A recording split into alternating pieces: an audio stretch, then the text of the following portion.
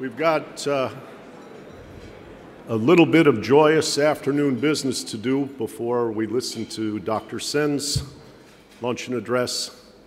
And to conduct the business, I will ask the chairman of the board of INET, Anatol Tukoletsky, to come to the microphone.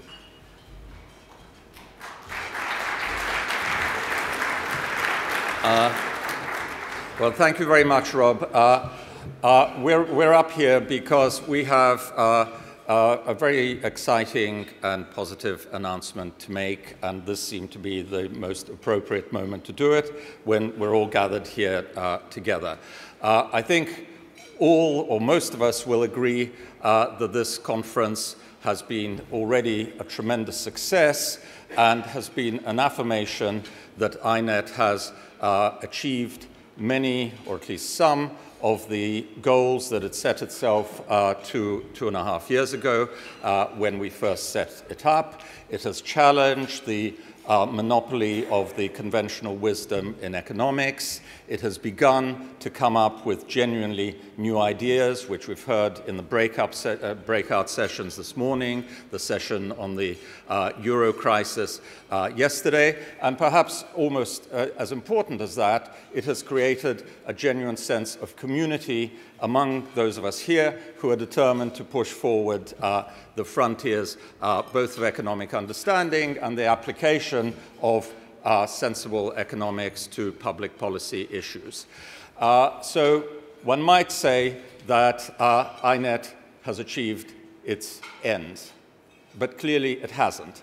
And standing here in Berlin, I can't resist quoting the famous comment of Churchill near the beginning of the Second World War when he said, "This is not the end, this is not the beginning of the end, but it is perhaps the end of the beginning."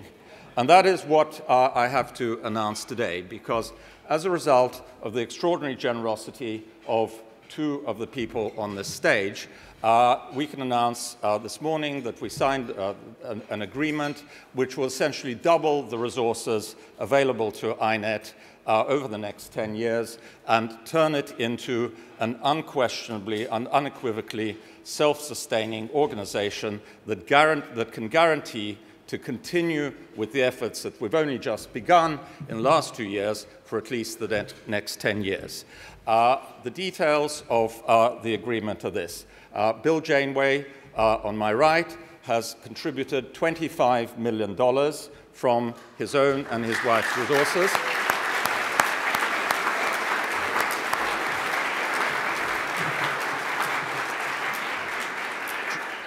And crucially, to the core funding of INET, to the funding of INET as an organization, not to any specific project, resources that we will be free to spend as the INET board in the way that we regard as most important for the promotion of our goals. As part of that agreement, the INET board has undertaken to raise at least an additional $75 million over the next 8 or 9 years from independent sources of funding. And we feel reasonably confident. We had a meeting this morning. We feel confident that that is an attainable goal over the next 8 years. In response to that pledge from the INET board, George Soros has decided to contribute an additional $50 million from the Open Society Institute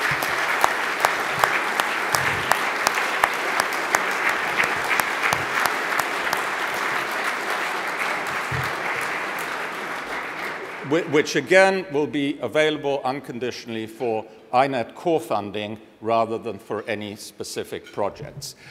So the net result of the whole agreement is that INET is going to have another $150 million of resources over the next 8 years, originating from Bill's initial gift of $25 million.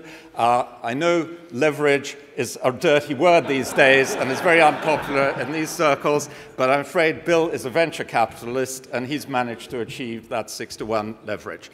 So thank you very much, Bill, George, and all the prospective donors that we're going to bring into INET over the next 8 years.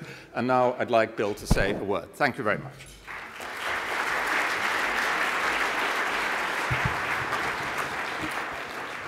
As Anatole said, I am a venture capitalist, and I want to assure you that all of this leveraged capital is equity.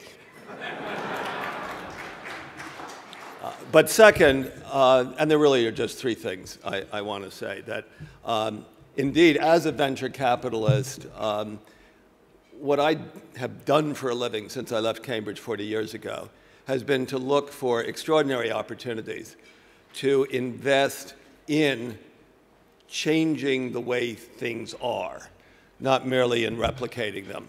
And having been involved now with INET for more than 2 years, seeing what Rob and the team have accomplished, seeing the feedback at multiple levels, the research grant applications, the conferences, the institutes that have been sponsored, if you like, this is a venture that I believe very deeply, and that my wife agrees, I'm delighted to say, is one that we want to together invest in. The second thing I want to say is that it is a privilege. It's an extraordinary privilege in doing this to become partners with George. Like George, I am, if you like, something of a theorist practitioner. Everything I believe I understand about the way financial markets, the real economy, and the two intertwined with each other work has been informed by the 40 years I've spent as a practitioner in another domain of the capital markets from George. I promise you I would never compete with him. And that is the second thing I want to say. And the third, and I just want to conclude on this, is that 2008, which was the occasion for the founding of INET, was an extraordinary challenge across all of the different ways that we as human beings and as members of society and as thinking people try to respond. And that challenge to institutions, to regulators, to the political process was, of course, an enormous challenge intellectually. And consequently, it represented an enormous opportunity. A window has opened. It is impossible for us to know. There's so much that it's in the ontological nature of the universe that we couldn't. How long that window will be open?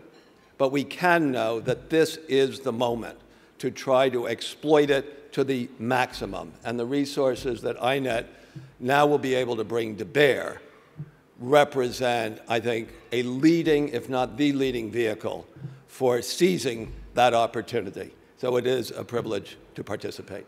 Thanks, Anatole.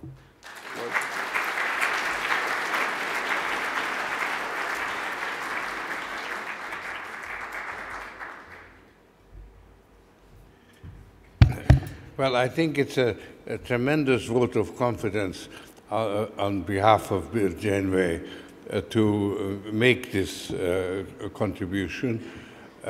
He's an active member of the board and is really involved in the organization.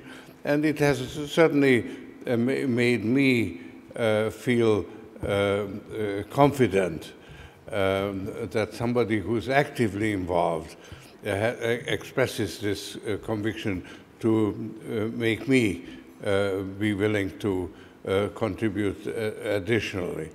And of course, it is a big challenge for the board to engage in fundraising. So it's not the future is not that assured, but it's not conditional. In other words, my contribution is not conditional.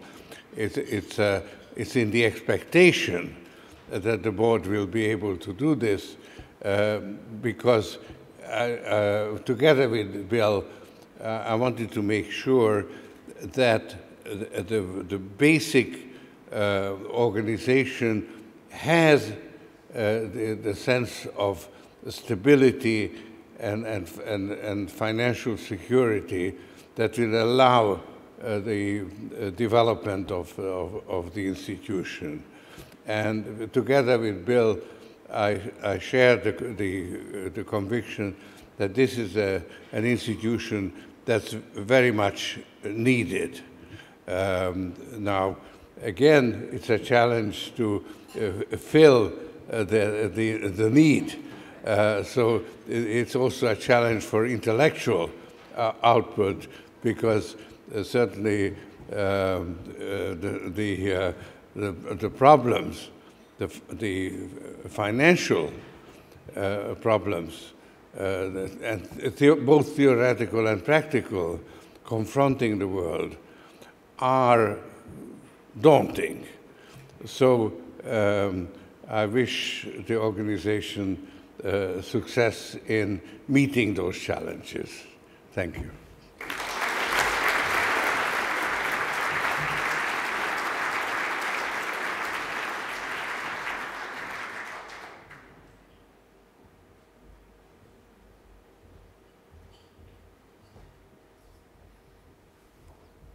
The INET staff is looking at me and they're telling me not to talk, just be happy. So I'm not going to talk beyond saying, first, Anatol, you played an extraordinary role in helping this come together, and I thank you. Bill, this is a turning point. And to you and George, thank you again.